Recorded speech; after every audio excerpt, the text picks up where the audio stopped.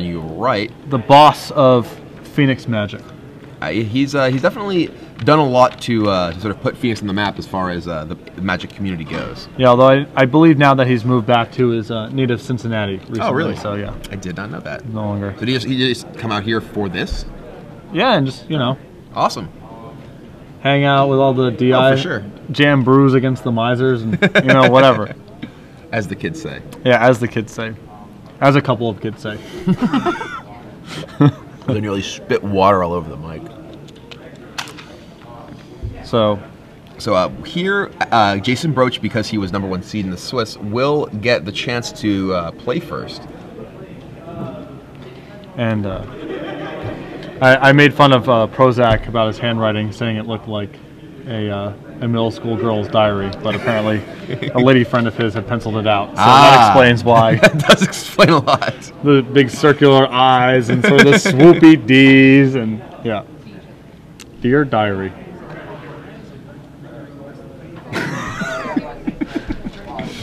Wrote some something approximating a love note on top of the sheet too. So she seems pretty sweet. All right. So yeah, here is Jason Broach also a local player? I don't know. He seems like in between rounds he seemed pretty friendly with Adam, but like everyone's friendly with Adam, so it doesn't really actually. Adam's a pretty friendly guy. So. Yeah.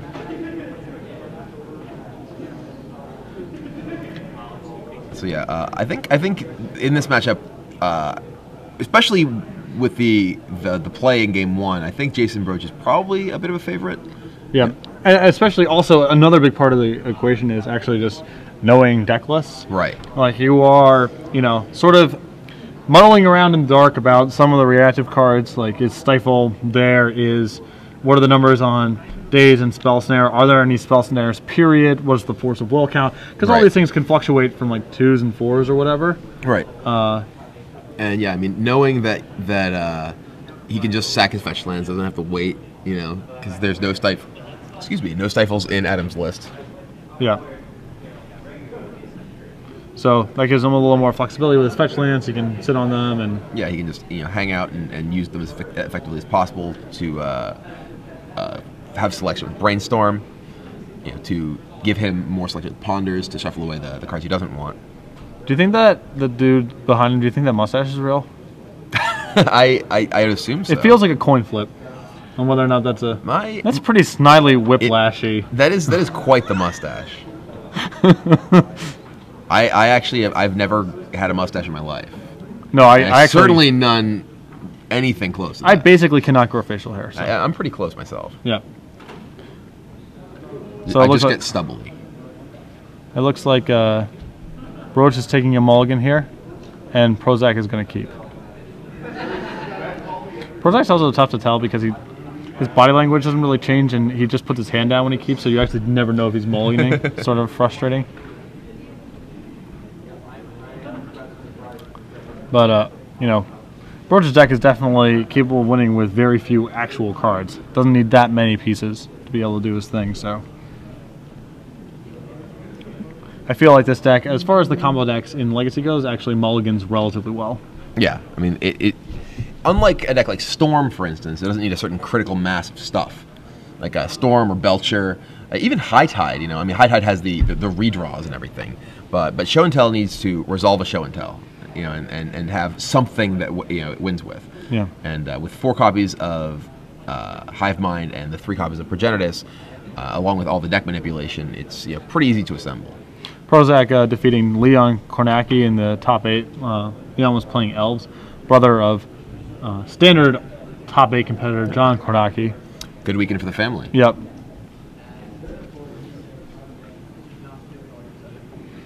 Good to make it a family occasion, Yeah. I actually started playing Magic with my brother. Yeah, I actually kind of started. I mean, my brother didn't really stick with it. Mm-hmm. But yeah, he and I both got revised starter decks for Christmas one year and just battled out of those. My brother to this day still insists that it was him who got me into Magic. When I at least very strongly remember coming back from a convention with some booster packs and my brother being interested in what those were. So take that, Brian's brother. Yeah. He actually, it was pretty cool because a couple years ago at the Hall of Fame ceremony, I was able to fly him out and he was able to watch everything. So sort of getting back from the beginning. Right. But looks like the players are ready to go. Underground C. And not the card that Jason wants to open with. As we were saying, it's very important for his mana base to be resilient to Wasteland. He needs to get to... There's a Tropical and a Nimble Mongoose. And Jason could theoretically just... If he has a 2-mana and Show and Tell, just go for it right now.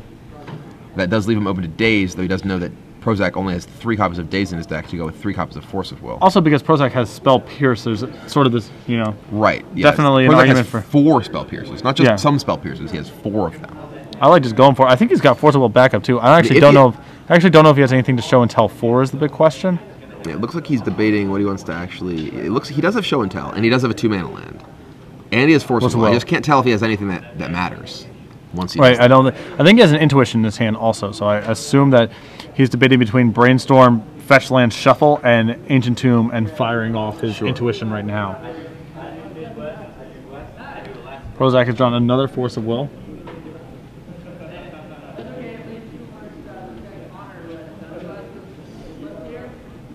We have some people telling us that the mustache is in fact real.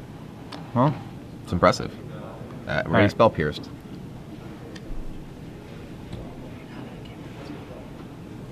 How do you feel about piercing a Brainstorm there? Depending on the sort of the rest of the texture of your hand, the fact that Jason mulliganed makes it much more attractive. Here, does Jason have an Intuition? You said that you thought that you did see one, right? Yeah. So I think if he does, he wants to Intuition when Prosak taps to play that Thought Scour. Yeah. So that sort of signals that he doesn't really have one. Yeah, I'm guessing he must not.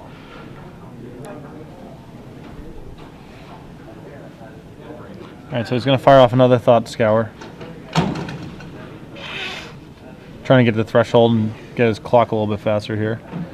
Draws a Daze. And the goose is loose. 3.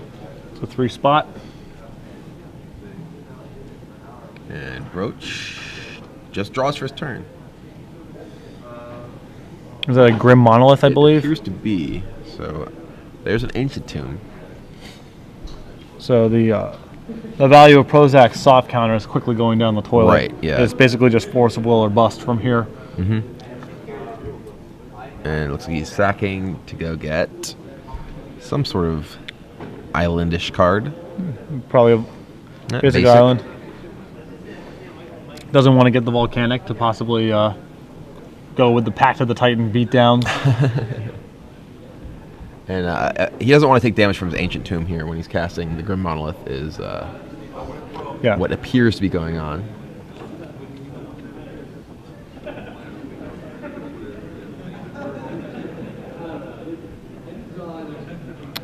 So I guess he's just busting out the Monolith.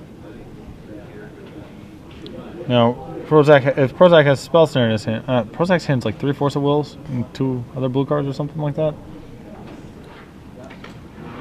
So, yep, that goose is coming in, dropping Jason to 12 life. Going over the top of all of Prosak's, I think he actually might have 3 Force of Will, 3 blue card in hand currently.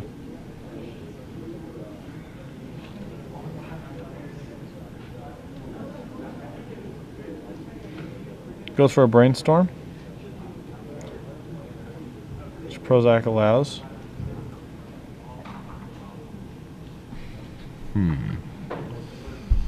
So Jason is still digging for just anything to do with that Show and Tell, it looks like. And Prosak's got so many Force of Wills in hand. Yeah, it's going to be tough for Jason to do much here. He's got a couple red packs in his hand.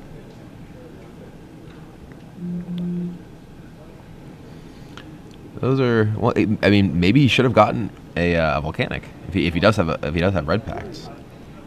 Yeah, I mean, he might just not be willing to run that because of the threat of Wasteland. Sure, that's reasonable. At the same time, though, he's at risk of just dying with Mongoose. So he's going to take 2 at the end of the turn. and attempt to land an intuition.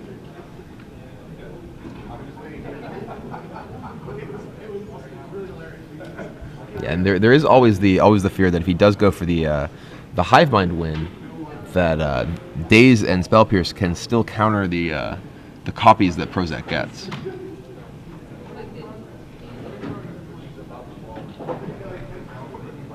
So right now, Broach's hand appears to be a Force of Will, a Show and Tell, and 2 red packs.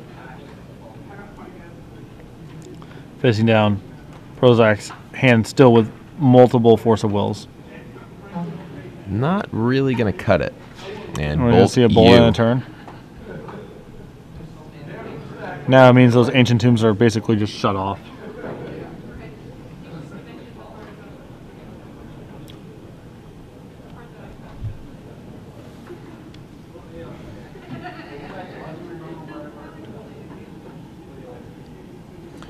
So yeah, this is a pretty tough spot for Jason. Yeah. 1 life. His only disruption is Force of Will. He's got 2 Ancient Tombs in play. Prosak's just drawn a Lightning Bolt. Yeah. I will bolt you.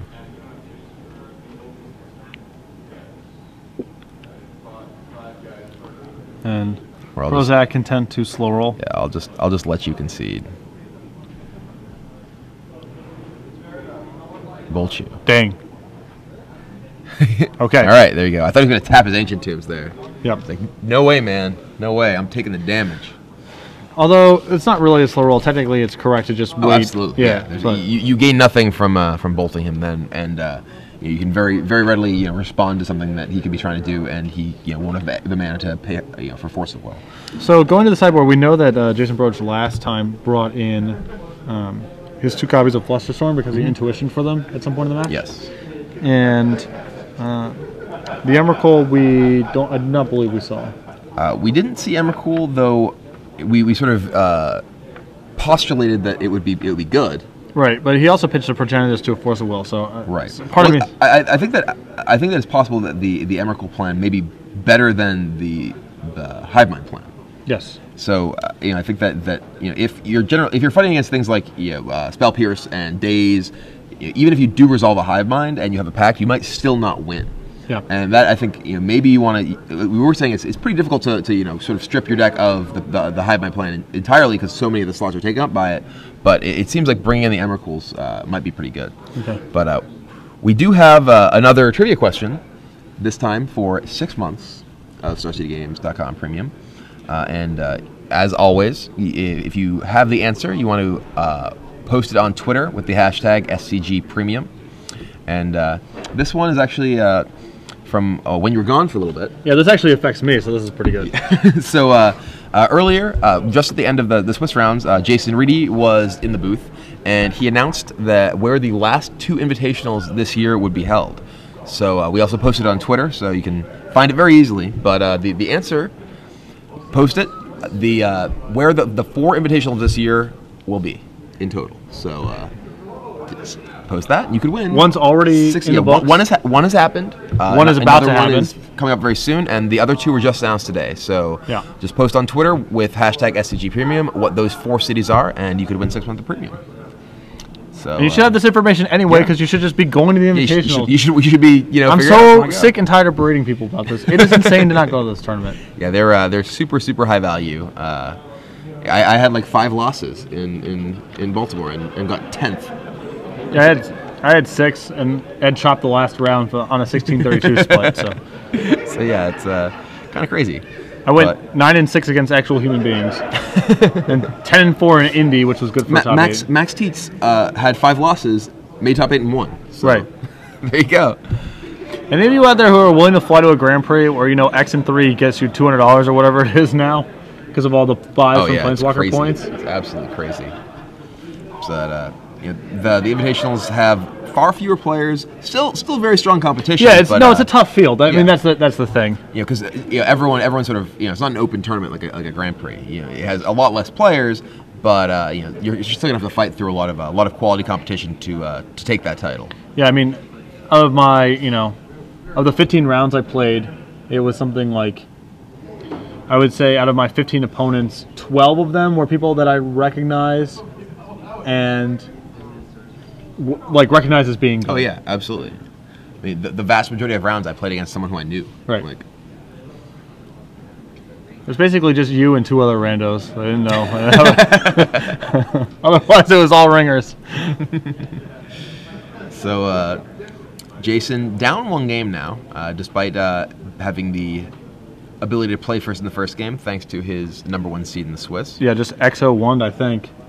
Yeah, he did not lose a match in the Swiss, and he won his quarterfinal match here. So he's what 9-0-1 so far. Yeah, something like that. 8-0-1 so far. Not a bad record. Right. And Adam Prosak hoping to make that 8-1-1 here, as he hopes to win yet another Legacy Open here in his hometown of Phoenix. It's not necessarily where he lives anymore, apparently. I believe that's Alex and Benjamin behind him, who actually my 3rd favorite platonic Magic couple, besides behind Tommy Ashton, Stephen King, and Greg Hatch, James Gates. Okay. My favorite pairs of people. All right. I just don't have a response for that. Yeah, I'm just saying. All right. A little bit. Good to know. Yeah, that'll be the next trivia question. Who are my 3 favorite platonic Magic partners? All right, so Broach looks like he's going back for 6 again. Looks like he is, and Prosak is making faces at his hand. So he's definitely keeping 7. It's the best possible 7. I have just keeping up appearances. Nope. No, I'm wrong. Back. He's an honest man. I know that going forward now. That mustache is just actually just blowing my mind. It is really a work of art. Yeah. So whose side do you want to be on with both down to 6? Well, I mean, the fact that Adam is on the draw makes the 1 fewer card a little bit less painful for him, but at the same time, his deck is with the threshold on Mongoose and Force of Wills that he's needing to defend himself with, can be a little bit more. It requires a little bit more of his cards to actually come together. I mean, that said, he can just play a Delver or play a Goose and ride it, whereas Broach actually has to assemble a combo. So yeah, it makes Prosak's 1-for-1s a lot more powerful, but it makes some of his situational reactive cards or his Force of Wills potentially worse. Right. Yeah. I mean, if he gets a few too many dazes in a 6-card hand, it's particularly bad. Looks like we have some good submissions here. Yeah, many answers. Both players had to peel up their 6 here. Can Prosak get his 2nd Legacy crown in a pretty short span of time? Yeah, I mean, he won. Where was it he won recently? I mean, it had to be. I mean, Cincinnati, or I think it was Cincinnati. Yeah. Yeah. Actually, take the title in both of his hometowns. Oh yeah.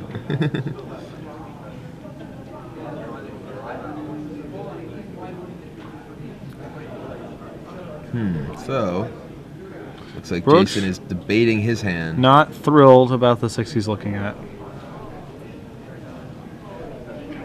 Adam was briefly sort of giggling, and now is sort of giving Jason a death stare. It looks like he has 6 spells in his hand. Does he? 2 Flusterstorms, a Slaughter Pact, a Force of Will, a Show and Tell, and a Red Pact. Well, that you have to mulligan. You can't play a card. Well, actually, that's not true. You can play Red Pact. Yeah, just go beat down. You can play your Red Pact, and all right, he's going. Yeah, back. all right. Well, I appreciate considering trying to Gerard it up and just snap keeping 0 lands on the play. Your turn. Yeah. There was the Mark Lepine. You've heard this? The Mark Lepine in Worlds '99, I think. Yeah. In playing for top 8, one of the last rounds, he mulligans, then mulligans again, and then he's just like, all right, go. And his opponent's like, oh, his opponent, I think it's like Italian. He goes, oh, no, you said you'd play. He's like, yeah, go. He's like, you said you'd play first. He's like, I have no land, go.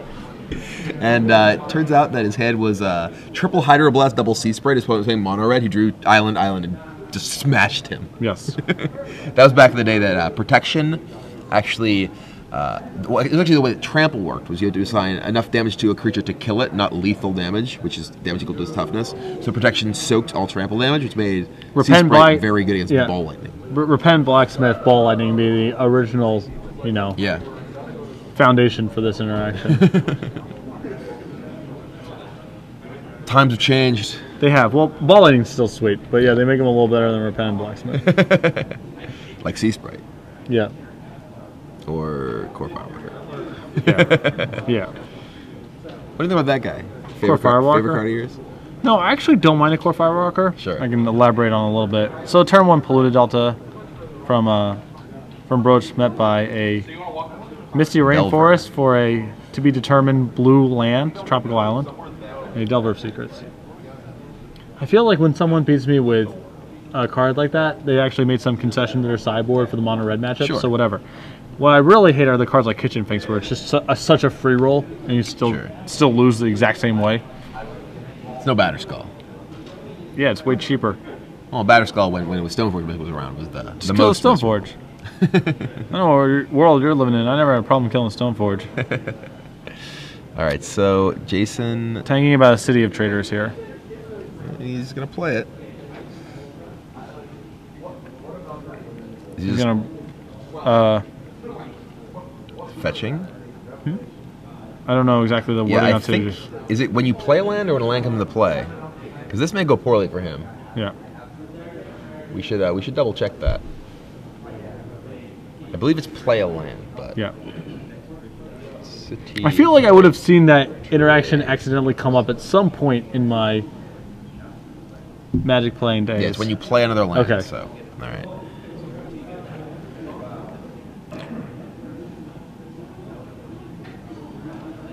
So does Jason have a show and tell here? Yep. He just got it?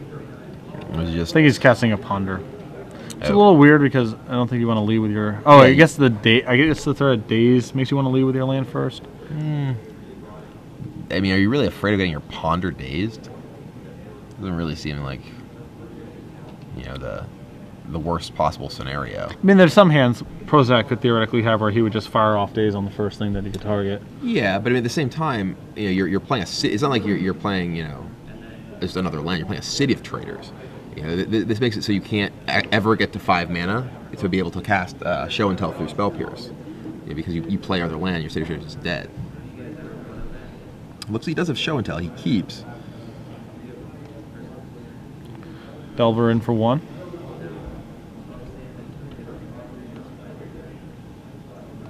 No second land from Prosak. Maybe this one will... It's Brainstorm, Force of Will, Flusterstorm, Pact of Negation, Show and Tell. So a very just... that's not what you want to see. So flips. Doubling the clock and having a Force of Will. Although, again, Prosak without a... Yeah, he still doesn't have a second land. But, Broach needs to find... Well, now he needs to find more than just a... Well, he doesn't have a Force of Will, so... So is he thinking about firing off this Brainstorm? I mean, if he brainstorms, he's just going to get a land, and he's going to play this turn, so... Prosak just drew another tropical island. That, gives him... Oh, play a Tarmogoyf, alright. Well, that's... So we know no Pierce. Yeah, we know there's no Pierce, and, Jason... And see, that's actually a spot where I would consider firing off the Brainstorm, because you're taxed on blue mana. That's the biggest log jam. Oh yeah, Broach didn't end step Brainstorm there? No, we're in his draw step. I think you definitely wanted to end step Brainstorm there, because you want to be able to play Show and Tell and back up with Flusterstorm. I see the Flusterstorm in his hand. Or just pay for days, whatever you want to have. Right.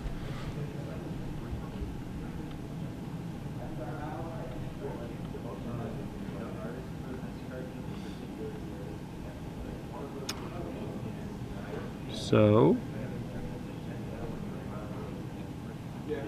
sets back 2. And He's got a Progenitus in the mitt. So it looks like we're going to be. It looks like he's going, for it. Yeah, it looks like we're going to show and tell a Progenitus into play, which actually might not even be enough to race. Yeah, that's not fast enough. It's going to be hanging back on. I mean, he's gonna be getting hit by Delver and die. This is, we were saying before how Tarmogoyf largely fell out of favor as a defensive creature. Is Progenitus not enough either? Yeah, I mean, this is a spot where you really would want Emrakul, because Emrakul could sweep this up. Emrakul would take this game over. Whereas Progenitus, not going to cut it. Does very little. Not going to cut it. He's in a 3-turn clock, even with Progenitus. If he attacks with his Progenitus, he just dies in the crackback. And there's the show and tell. Okay, so we'll see if he has days or... And he's going to force of will. And Jason presumably will force of will back. Prosak with just some burn spells. And he's got a Goyf. He gets to actually just show and tell a Goyf into play. Yeah. All right. I mean, does Prosak just kill him? He's attacking with all his creatures. He blocks a Goyf. How big are the Goyfs? There's sorcery, instant, land, no creature. So 3, 6, 7. Yeah, I mean, he's puts him to 1. And just send the squad. He has a chain lightning in his hand. Yeah, there we go.